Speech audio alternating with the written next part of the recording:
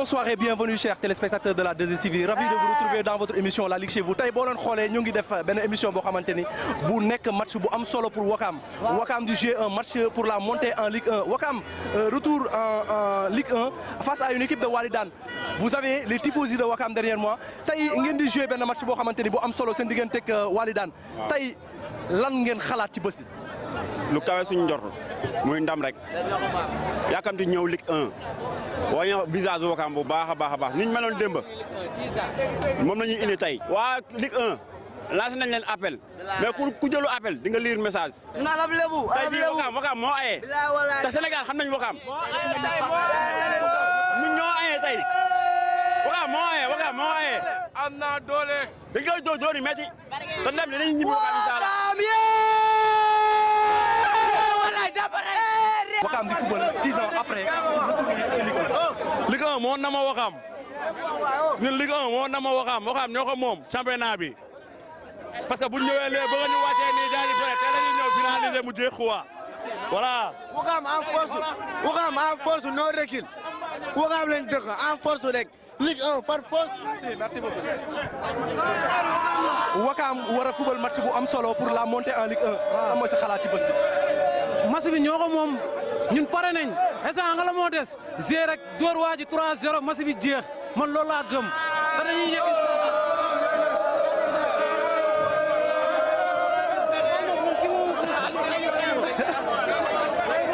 comme ñu leen ko waxee sànq ñu ngi ak vraiment les supporters de Wakam boo leen fees nañu dell ci stade bi laata sax match bi di commencé tey Wakam war a ñëwaat ci li nga xamante ni moom mooy Ligue 1 Wakam di football match boo xamante ni bu am solo contre équipe bi nga xamante ni moom mooy Walidane tey match bi nga xamante ni da ngeen koy football 6 ans après ngeen war a retrouver la Ligue 1 ginnaaw boo leen amee ndam seen diggante Walidane tey bat bi nga xamante ni waa Wakam moom la ñu dëgmal lan la. dugg si match bi bismillah rahmaan rahim gën si alhamdulilah rabbil alamin l'essentiel que c'est le sport qui gagne bëgguñu violence bëgguñu dara ñu ñëw si jàmm dem ak jàmm victoire bi loolu la parce que Wakam dañ ko soxla D1 xoolal yi xoolal lii amul fenn Wakam rek la am Wakam rek la am parce que dafa baax si sport bu Sénégal dafa baax sport Sénégal parce que day dundal sport bi xoolal Wakam kenn desu fa te oto yaa ngi ñi si ginnaaw di ñëw ticket dafa jeex depuis démb loxoy ci loxoy ci kaw loxoy ci kaw loxoy ci kaw loxoy ci Walidane tay marayla Walidane Alioune ni mu la ko waxee woon sànq li nga xamante ne moom mooy tribune bu ñu réservé les supporters de l'US Wakam fees na te laataa sax match bi di commencé ñu ngi ak les supporters war a ñëw dégtal li nga xamante ne mooy kaddu gi ñu wax lan la ñu xalaat ci match bi nga xamante ne Uzo face à Walidane un match comptant pour la montée en Ligue 1 6 ans après est-ce que Wakam jotul mu retrouver la Ligue 1. jot na kañ dañoo sonn nag billaahi Wakam xanaa gisoo supporter yëpp Wakam dëkk la ñu dañuy gagné muñu fii nii dañuy yéeg rek Ligue 1 rek incha allah. seetaan Ligue 1 ngeen gis yenn équipe yu mobilisé ngeen xam ne seen dëkk mën na mobiliser ban yëg-yëg ngeen di am. suñu yaram day daw sax surtout suñu gisee ay jaraaf ñi nga xam ne équipe yooyu nga xam ne ëpp ñu doole suñuy football Ligue 1 ñun xoolal lu ñuy mobiliser instant bi dafa ndaw sax si ñun instant loolu la ñuy kaas.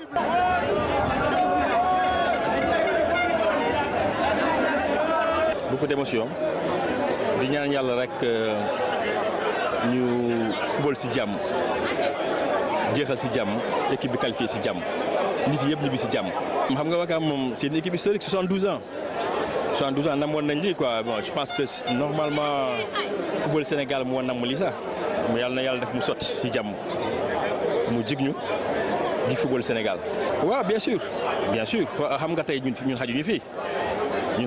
Un stade qui fait moins de 2000 places Wakam xaju fii donc rien que ça Wakam war na mériter am stade quand même.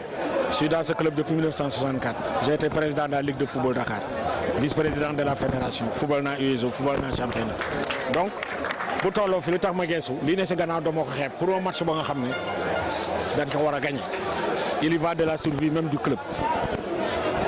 dañ ko war a gagner circonstances yu mel nii nag heureusement am nañ ci expérience parce que yéeg nañ fi wàcc plusieurs fois depuis l'époque coloniale ba léegi mais à chaque fois dañ ko assumer te li ma yaakaar mooy tey ak engouement bi am fii plus li gën a am solo mooy bu ñu ñibbi Wakam qu'est-ce qu'on va dire aux gens de Wakam su fekkee ne monté ñu première division sur un match à couper avec un joueur avec une équipe qui n'a plus rien à perdre ou plus rien à gagner, victoire impérative.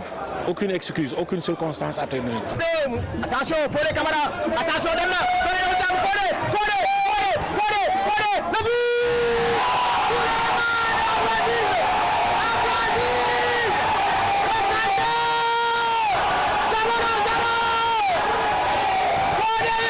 C'est la mi-temps ici au stade Ibrahima Boye de Ndiarème. Équipe bi nga xamante ne mooy Ouakam moo mené 2-0. Pendant ce temps, Jamono Fatick mène par 1-0 contre l'UCCT Port au niveau du stade de Hann. Mais aussi AGEL mène par 2-1. Ça veut dire que actuellement, si le score en restait là, l'équipe de Ouakam est en Ligue 1, mais aussi l'équipe de Jamono Fatick est en Ligue 1. Vous aurez l'interview du maire de Ouakam, par ailleurs qui était un ancien président de l'US Ouakam, Abdoul Aziz Gueye, que nous avons interviewé.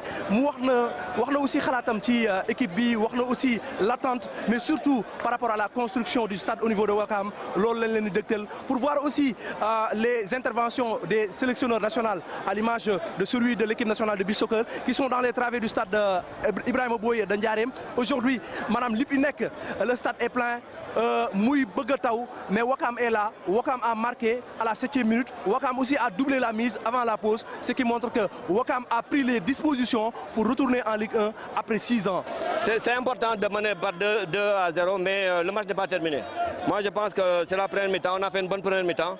Il faut continuer en deuxième mi-temps. Vraiment, on est très satisfait du public qui est venu en responsable. Je pense qu'on est assez organisé. L'organisation est très bonne et je pense que la victoire sera au bout. Toute la population de Ouakam attend la victoire et sachant que vous êtes deuxième actuellement avec le score du match Jamono Fatick et Port. Bon. Est-ce qu'aujourd'hui, en tant que maire, le retour, ça sera comment avec la victoire? Ben, j'espère que la victoire sera au bout parce que bon, nous, les autres matchs ne nous intéressent pas. C'est notre match qui nous intéresse. Ouais. Aujourd'hui, ce qu'on cherche, c'est de gagner ce match. C'est tout. Vraiment, j'espère qu'on gagnera ce match pour les Ouakamois et on gagne ce match aussi à la mémoire de M. Ababakar John, qui est un ancien dirigeant qui est décédé aujourd'hui. Et donc, rien que pour lui, on doit gagner ce match. Sous la pluie, les supporters chauffés en train de pousser l'équipe. Et ça vous fait quoi de voir cette adrénaline derrière nous? Ben, c'est ça qu'il fallait. C'est ça qui remet, ça fait du bon au cœur. Vraiment, on est très satisfait du public, on est très satisfait des supporters et des joueurs pour l'instant.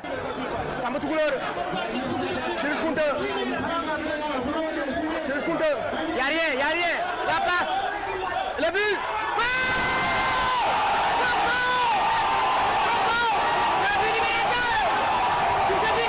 Je pense que c'est important parce que lan moo ëpp solo football du football bu rafet parce que aujourd'hui li ci am solo mooy gagner def résultat parce que dañ nekk ci montée donc li ci ëpp solo mooy na joueurs yi gën a xoolaat seen taxawaay que mooy soit agressif gagner les deuxièmes ballons aussi en même temps être solidarité seen biir ba pare bañ a bàyyi dara aussi tamit. Mais je pense que Ouakam dafa Ligue 1 da ko soxla mais je pense avant ñuy wax ji Ligue 1 nañu terminer match bi ba pare parce que avec un bon résultat malgré que c'est 2-0 mais man je suis pas satisfait. Il faut que ñu dugal 3e but après là bu match bi tasee je pense que après mun nañ xalaat Ligue 1 mais je pense que Ouakam aussi Ligue 1 championnat bi da ko soxla parce que équipe la buy mobiliser ay supporters.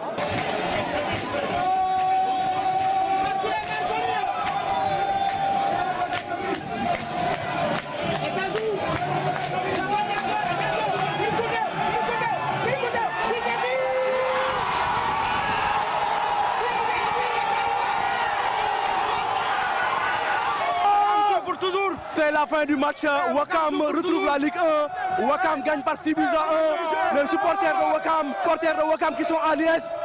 Ouakam va en force. Ligue 1. Ouakam yëpp kontaan nañ vraiment tey nag vraiment maa ngi féliciter joueurs yi di féliciter aussi les dirigeants de Ouakam vraiment ñoom ñëpp ils ont été grands ils ont bien organisé le match te vraiment alhamdulilah rabbil alamin ñu ngi sant yàlla bu baax. ku ne Ouakam xam ne Ouakam moom moo woon football yaa ngi comprendre du tey depuis 1951 nous sommes dans le foot te nous avons toujours prouvé que nous sommes parmi les plus grandes équipes du Sénégal. On a pris la coupe du Ouakam di bëgg ci supporters yi lool xam nga taxawaay bi rafet na mooy loolu daal dañoo xool yee fees ba mënuñoo wax mais waaw on est venu de zéro à xama ñëw ba fii nii kon dañuy dellu sant yàlla rek gën a yokkaat liggéey bi xam ne yombul te liggéey bi gars yi dañ ko namoon moo waral lii xam nga amuñu lu dul lii te lii rek lañ leen mënoon def pour satisfaire leen te alhamdulilah quoi Dieu a fait. Remercier le bon Dieu qui nous a permis de réaliser cette performance. Bien vrai que ça n'a pas été facile, nous avons eu à traverser le désert, mais comme je l'ai dit, il fallait être costaud, il fallait être quand même, il fallait être costaud, il fallait être très courageux et surtout rester en famille, rester solidaire. Je profite également de l'occasion pour remercier la direction du club, les supporters qui ont été présents à chaque fois. Parce qu'à un moment donné du championnat, durant la phase aller, à la 6e journée, nous étions déjà derniers, à presque 9 ou 12 points du leader. Donc si à la fin, on se retrouve parmi ces deux équipes qui doivent jouer la Ligue 1 l'année prochaine, on ne peut que s'en remettre au bon Dieu. Bon, vous savez, je ne vais pas m'approprier le travail d'un collectif. Je pense que ça a été le travail qui a été rudement mené par la direction du club, qui a su quand même planifier certaines choses, qui a un projet qui est très clair dans leur tête parce qu'aujourd'hui, je me dis par moment, est-ce qu'il y a certains clubs qui ont un projet, mais eux, quand je discute avec le président par rapport à ce qu'il m'a présenté, je pense que Ouakam peut d'ici quelques années présenter un club quand même digne de son nom et capable de rivaliser certains clubs en Afrique. Place maintenant à votre rubrique préférée, le jour à la une. S'il y a un jour sur qui Ouakam s'est basé pour être en Ligue 1, c'est Abdoulaziz Cissé qui est le meilleur buteur en Ligue 2. Aujourd'hui, qui a marqué un doublé. Abdoulaziz Cissé de l'interview, mais aussi interviewer ses coéquipiers. Le meilleur buteur qui a aujourd'hui marqué un but splendide et qui a permis à son équipe de passer devant, mais de marquer 6 buts et d'assurer la montée en Ligue 1. Attention, le but!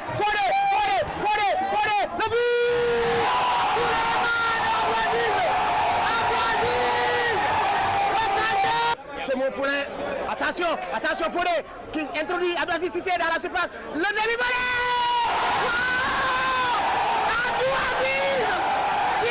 waaw contentement rek parce que boo xoolee yàgg nañ ko wër amuñu ko woon mais yàlla dogal na ko tey waaw. dama bëgg trop sax ba mënuma wax sax parce que boo xoolee au début métti woon na trop si ñun parce que boo xoolee 6e journée on était dernier waaw mais après avec le soutien du président ak tamit kii wami dirigeant yi ak travail coach bi et son staff encouragé ñu xam nga ak sacrifice yi joueurs yi def ku nekk bàyyi lépp ñu ne pourquoi pas être champion waaw boo xoolee objectif bi sax leen la woon être champion terminer meilleur buteur mais yàlla lii la dogal tey waaw yéegal nañ équipe bi waaw alhamdulilah. mais non seulement mais j'avais un objectif de marquer 15 buts sama objectif ren loolu la woon marquer 15 buts am naa 14 buts waaw loolu tamit maa ngi koy rafetlu ak tamit samay coéquipier yombalal nañ ma liggéey bi parce que c'est grâce à eux tey jii nii ma toll fii nii lépp ñoom la daal. parce que boo xoolee il fallait que ñu door score pour mën a maintenir suñu 2e place parce que y avait Azel instant yi nii yaakaar naa ni boo xoolee score bu ñu door moo tax instant yi nii ñu door Ligue 1 parce que course bi loolu la woon xam nga saison comme par exemple au début président bi daf li woon objectif ren yéeg la rek objectif boobu noonu yaakaar naa bu ñu ko amaatee si Ligue 1 bi mën nañu yóbbu fu sori. Attention, Abdoulaziz, qu'est-ce qu'il fait Abdoulaziz dans la surface, il va rentrer, il lève la tête, Souleymane Coly. waaw actuellement maa ngi Ouakam actuellement te yaakaar naa tamit maa ngi Ouakam daal. maa ngi Ouakam pour le moment te yaakaar naa tamit terminer saison bi même année yi di ñëw tamit je préfère rester là-bas. sama objectif lenn la signer professionnel avoir des contrats professionnels te tamit avoir des sélections mais championnat Angleterre ak Espagne daal yaakaar naa ni neex na ma trop.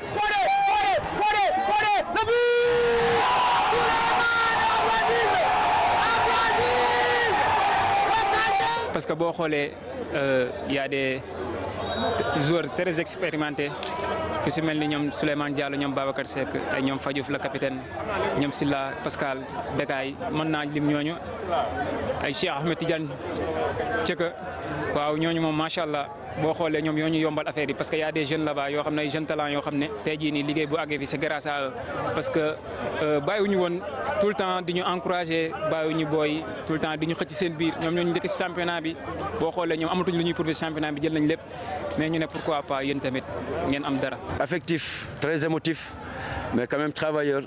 Et par moment même, je lui dis que tu es victime de ton éducation. Mais s'il continue à travailler, il peut faire partie des meilleurs attaquants du Sénégal. Mais il faut qu'il y ajoute un peu plus de piment parce qu'il est trop discipliné dans le terrain. Vous savez, jusqu'à la fin de la carrière d'un footballeur, il y a toujours cette marge de progression. Donc, minimum que cela puisse être à un moment donné de ta carrière. Mais déjà, s'il y a la volonté de progresser, parce qu'un joueur ne peut pas être très efficace sur tous les plans. Mais déjà sur le plan aérien, il a un bon timing, il marque des buts, mais il y a des secteurs sur lesquels il va travailler. waaw man nag attaquant là, mais Bellingham mooy sama joueur Bellingham, mais j'aime la façon de jouer de Benzema. La façon de Benzema dont il joue. Merci beaucoup. Ok, merci, jaajëf. Je suis trop ému quoi.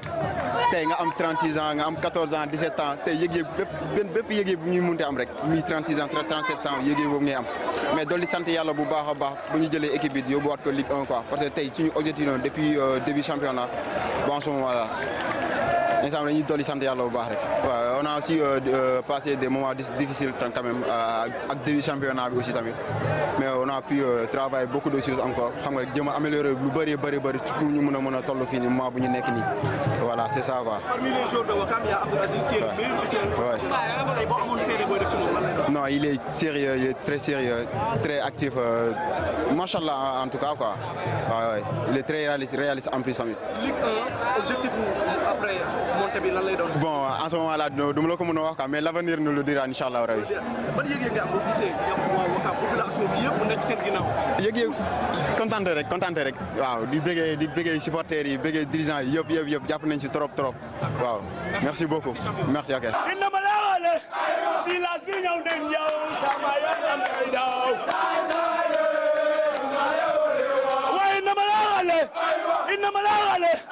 Suma gisee Aziz yow sama yaram day daw way na ma la wale sayo bema ina la wale.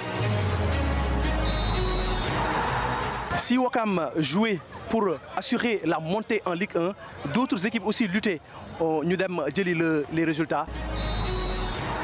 Ce week-end dernier, on disputait la 26e et dernière journée de la saison en Ligue 2. Deux rencontres se jouaient le samedi. Oslo FA est parti battre Lazak Ndiambour à Saint-Louis par la plus petite des marques. Demi-finaliste en Coupe du Sénégal, Amitié FC a pris le dessus sur ASC HLM par 2-1. La bataille pour la montée a eu lieu le dimanche. Le leader Diamono Fatick a battu le Port par 3-1. Les requins de l'US Ouakam ont étrié Walidane par 6-1 et retrouvent la Ligue 1 après une longue traversée du désert. AGEL de Rufisque, malgré sa belle prestation et sa large victoire de 5-1, n'a pu assurer sa montée en Ligue 1. De l'autre côté, les duels pour le maintien avaient aussi lieu. Kermadior, qui avait besoin de 3 points pour se maintenir en Ligue 2, a pris le dessus sur Demba Diop FC. Duc de Chamsidine Diatta a remporté son duel pour le maintien face à Mbour Petite Côte par 2-1. En Ligue 1, on disputait la 24e journée. Génération Foot a remporté le derby des académiciens et décroche ainsi son 3e titre de champion du Sénégal grâce à Pape Moussa Fall. C'est le même jour que Teungueth FC et l'ASC Jaraaf se sont neutralisés au stade Ngalandou Diouf. Dans les autres rencontres du dimanche, les Samba Linguère ont fait une bonne opération en battant l'AS Douanes par 2-0. C'est par ce même score que Sonacos a pris le dessus sur l'AS Pikine de Néné Cissé. Les Crabes n'ont pas pu faire mieux qu'un match nul face aux insulaires de l'US Gorée. Luttons pour le maintien, le stade de Mbour s'est départagé les points avec Casa Sport de Christopher Serge Simon. Le dernier match de la 24e journée opposait Dakar Sacré-Cœur au Seneps. L'Académie des SICAP a battu le club thiessois, déjà relégué en Ligue 2 par 2-1. L'ensemble des matchs de la 25e journée vont se jouer le dimanche. Si le champion de la saison est déjà connu, la bataille pour le maintien va être rude. Elle va se faire à distance entre le Stade de Mbour, la Linguère de Saint-Louis et l'AS Douanes. Après leur victoire sur l'AS Pikine, les Huiliers vont croiser le Casa Sport au stade Lat Dior de Thiès. Défait à Saint-Louis, les Gablous vont tenter de se maintenir en prenant le dessus sur l'AS Pikine au stade des Parcelles Assainies. Après le match interrompu en demi-finale de Coupe du Sénégal, les Crabes et le Jaraaf doivent s'affronter au stade Ibrahima Boye Déjà relégué en division inférieure, Seneps va chercher sa deuxième victoire de la saison face à la Linguère qui lutte pour le maintien. Le Stade de Mbour cherche aussi à se maintenir en Ligue 1 face aux coéquipiers de Mbaye Jacques Ndiaye de Teungueth FC. Au Stade Djibril Diagne, Dakar Sacré-Cœur va faire la haie d'honneur pour les champions en titre avant la rencontre. D'ailleurs, ce match entre les deux académies sera retransmis en direct sur votre chaîne de télévision, la 2STV. L'US Gorée va recevoir pendant ce temps Djambar au Stade Iba Mar Diop de Dakar. C'est tout pour ce numéro de votre émission La Ligue chez vous. Merci de l'avoir suivi et bonne suite des programmes sur la première chaîne de télévision privée du Sénégal, la 2STV.